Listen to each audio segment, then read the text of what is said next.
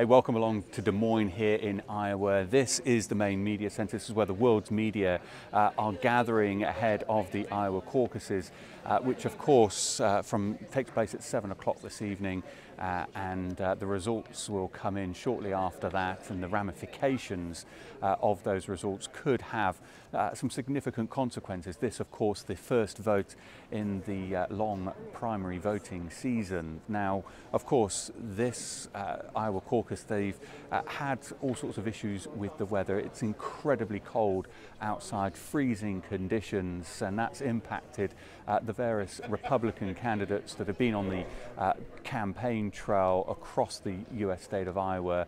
Donald Trump, for example, the former president, having to cancel 3 of the 4 rallies that he had planned over the weekend, as all of the candidates look for those that last push for votes. Now, the latest poll that came out over the weekend, the NBC Des Moines Register poll, that had Donald Trump with a significant win, predicting a significant win, 48% of the vote according to that poll. But what was also interesting is that the former UN ambassador Nikki Haley, she had 20% of the vote. That put her edging ahead of Ron DeSantis, the Florida governor. Now that would potentially give her some momentum going into the later primaries. Of course, New Hampshire, where she is expected to do well, that's the second spot on this campaign trail, and that she is expected, according to the polls there, she's just 7 points down on Donald Trump from a poll from about a week ago.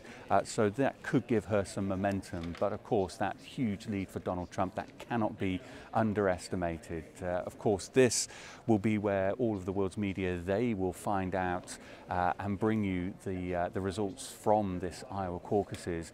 It's still a long road ahead, but there is an old saying here in Iowa that there's only 3 tickets out of Iowa, which suggests, of course, that a lot of the other candidates will have to fall away as this contest narrows.